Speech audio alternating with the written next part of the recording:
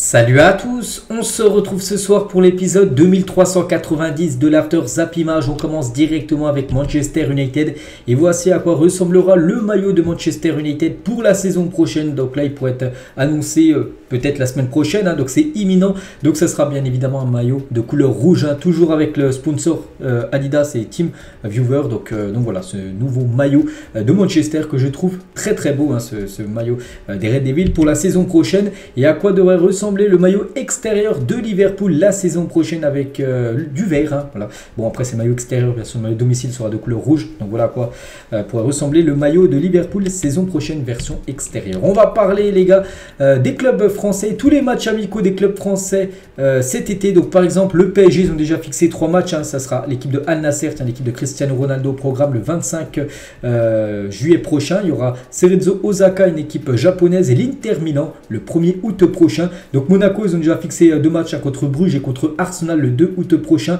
Donc Lyon, pour l'instant, il y a une affiche chez Manchester United au programme pour Lyon. Ça sera le 19 juillet. On peut voir Lille, ils ont déjà fixé 5 matchs. Dunkerque, Bruges, Le Havre, Francfort et Brentford pour cette équipe de Lille. L'équipe de Rennes, on peut voir les matchs. Il y aura un beau match contre l'équipe de West Ham, même Wolverhampton. Lens jouera contre Sochaux. Montpellier jouera seulement contre des équipes françaises. Toulouse, Nice, Clermont et l'AS Saint-Etienne.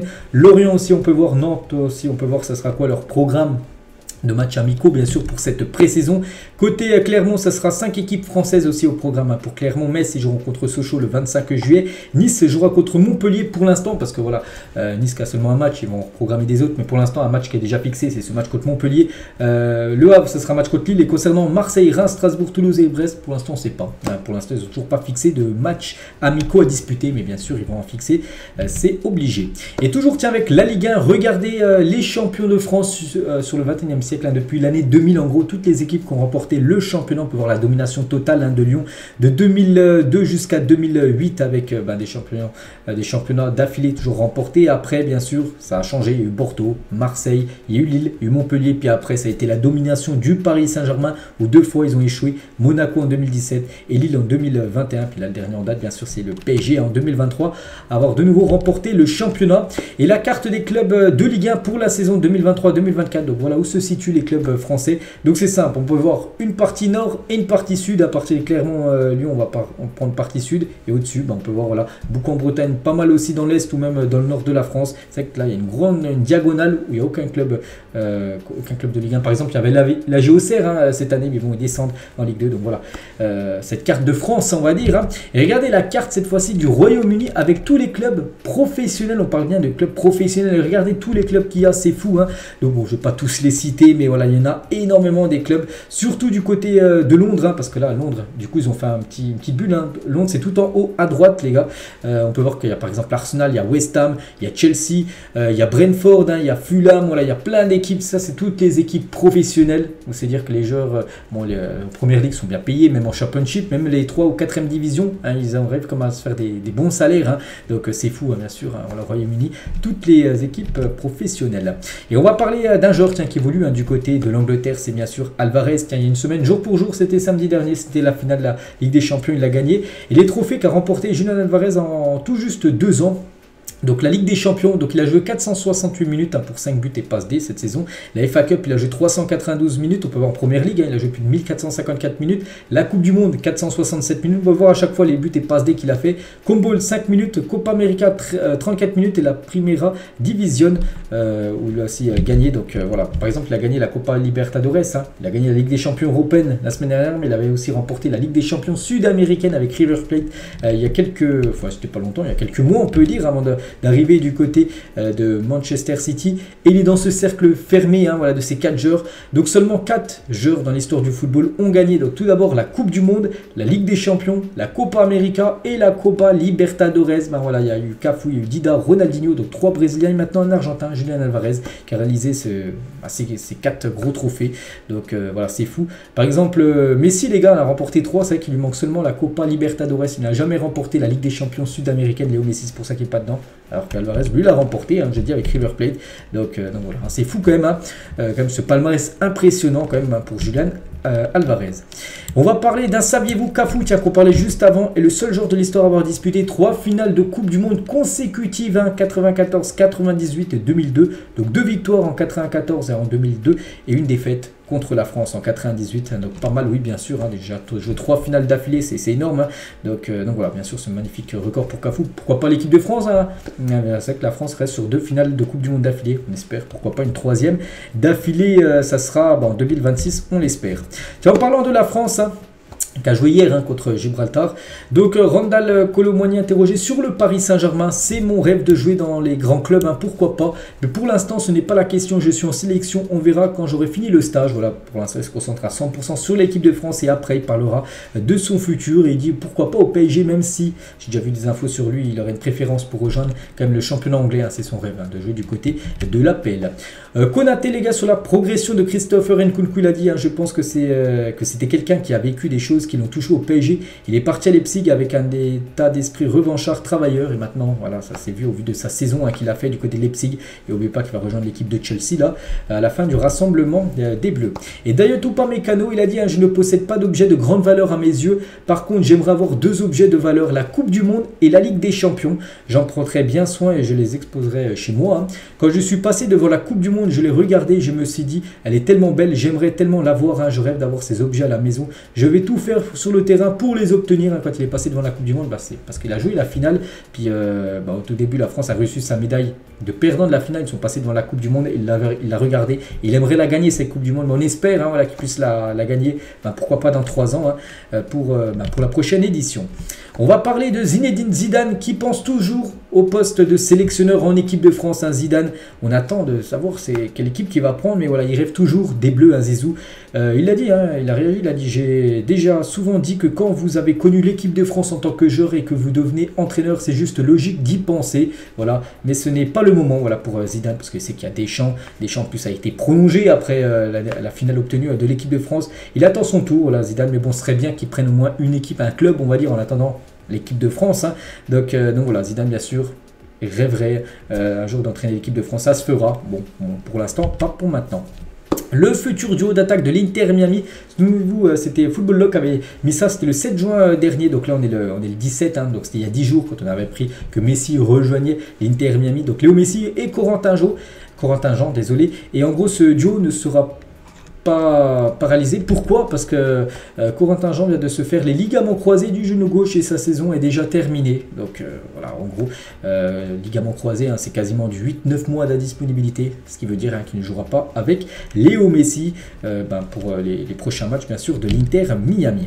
Et toujours avec l'Inter Miami qui avait seulement 1 million de followers sur son compte Instagram avant l'arrivée de Messi. Maintenant, ils sont à plus de 7,4 millions de followers. Regardez, ils sont quasiment très proches des grands clubs argentins comme River Plate ou même Boca Juniors. On peut voir leur nombre de millions de followers, hein, pour montrer l'impact, hein, de Messi. Ça continue à augmenter, hein, certainement l'Inter Miami d'ici quelques semaines, hein, dépassera les 10 millions de followers, un peu comme Al Nasser, hein, qui avait aussi moins d'1 million de followers. Maintenant ils sont à plus de, je crois, 11 ou 12 millions avec l'arrivée de Cristiano Ronaldo en janvier dernier.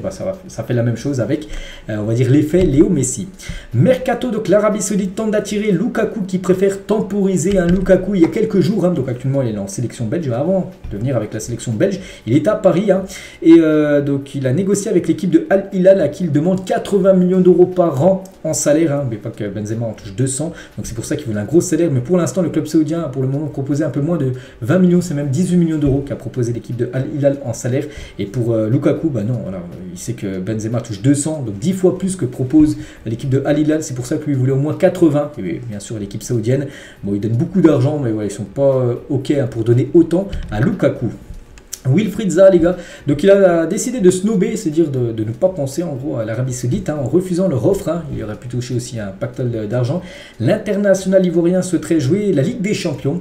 Il serait le plan B du PSG en cas d'échec dans les négociations avec Marcus Thuram. Voilà, ce jour est intéressant parce que dans 13 jours, on est le 17, dans 13 jours exactement, il est en fin de contrat du côté de Crystal Palace, il ne restera pas à Crystal Palace. Et le PSG plein d'autres équipes sont sur le joueur Wilfried Zaha. Mike Maignan n'est pas intéressé par le fait de rejoindre Chelsea cet été parce que là depuis quelques jours il y a des infos concernant que Chelsea a été intéressé par Mike Maignan, mais le joueur lui n'est pas intéressé, il souhaite rester du côté de l'AC Milan. Tottenham qui a toujours avec un gardien est tout proche de tomber d'accord avec David Raya qui est le gardien de Brentford. Il faut désormais que les Spurs se mettent d'accord avec Brentford qui réclame environ 45 millions d'euros pour lâcher son gardien parce que du côté de Tottenham il faut penser à l'après Hugo Lloris. Il lui reste un an de contrat à Lloris, mais voilà, il devrait quitter cette équipe de Tottenham, peut-être aller du côté de l'Arabie Saoudite. Et pour le remplacer, Tottenham pense à ce gardien David Raya, gardien espagnol. Manchester United est prêt à vendre Sancho et Aston Villa s'intéresse de près à l'ailier. C'est vrai qu'en plus on en a parlé, je me souviens il y a quelques jours qu'il y a eu des recruteurs du PSG aussi de Naples et Tottenham qui étaient intéressés, mais aussi Aston Villa aussi s'intéresse au profil de Sancho qui pourrait être vendu par l'équipe de Manchester. Jean-Michel Aulas sur un hypothétique départ de Mbappé, on sait que Mbappé, on en parle beaucoup là depuis 4-5 jours. Je suis surpris, la Ligue 1 sans des garçons comme Mbappé, ce n'est pas pareil, surtout à quelques semaines de l'appel d'offres pour renégocier les droits TV, on en a parlé aussi il y a quelques jours. Ce sont des soubresauts comme il y en a eu en fin de saison dernière. J'espère que cela va se régulariser et qu'une solution contentant tout le monde sera trouvée. Je n'imagine pas que ça se termine par son départ cet été, parce que ce sera un gros coup dur, déjà pour le PSG, pour aussi la Ligue 1 qui perdrait certainement, Vincent Labrune visait les 1 milliard d'euros sur la période de 4 ans là, pour les droits TV, mais avec Messi en moins, c'est officiel, et Mbappé en moins, les droits TV ne monteront jamais à plus de 1 milliard d'euros.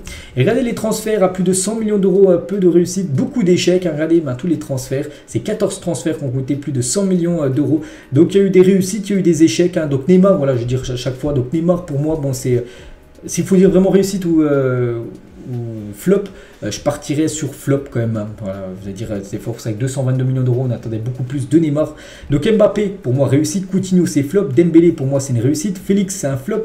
Enzo Fernandez, bon, ça fait 3 mois qu'il est là, j'en sais rien, on peut pas répondre. Griezmann, au Barça, c'est un flop. Grealish, pour moi, c'est une réussite à Manchester City, malgré sa première saison qui a été compliquée. Regardez, là, il a remporté la LDC.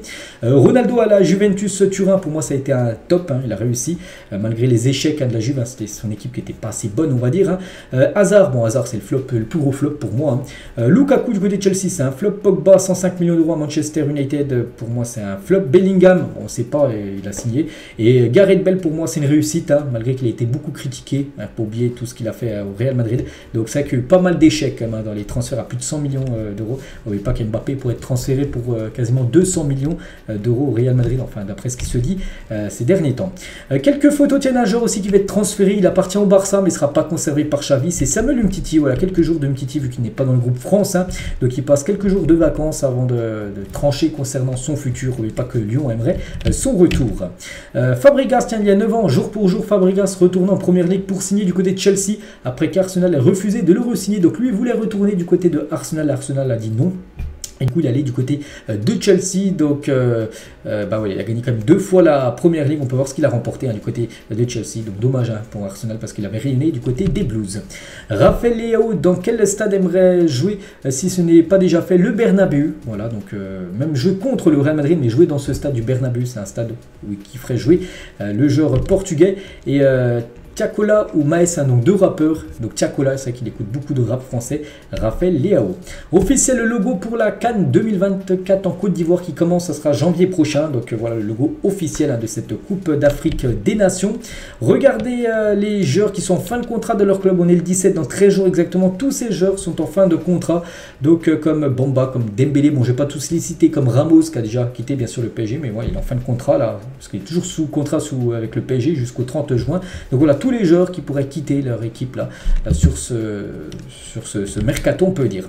Et on finit, c'est la dernière photo du jour les gars, avec officiel les pots 1 et 2 de la Ligue des Champions pour la saison prochaine sont connus. Donc voilà, le pot 1 en gros c'est toutes les équipes qui ont gagné les championnats comme PSG, comme le Bayern, comme le Barça, comme Naples ou comme Manchester City. Il y a aussi Séville voilà, qui a remporté l'Europa League, sont dans le pot 1, Feyenoord ou même Benfica. Pot 2 c'est ceux qui ont terminé deuxième par exemple comme le Real, comme après les classements UEFA aussi les points, Manchester comment dire, United a fini 3e, ils sont comme dans le pot 2, hein, vu qu'ils ont pas mal de points à l'UEFA. Donc pot 1, pot 2, c'est sûr. Après pot 3 et pot 4, ça reste à être défini parce qu'il reste encore les matchs de barrage qui se joueront au mois d'août, hein, pour définir les équipes qui seront dans le pot 3 et dans le pot 4. Concernant Lens, hein, ils seront bien dans le pot 4 et Marseille, s'ils arrivent à se qualifier, ils seront certainement aussi dans le pot 4. Et on finit sur ça, les gars. J'espère que ça vous a plu. On se retrouve demain pour le prochain After Zap Image. Bon samedi à vous et à demain.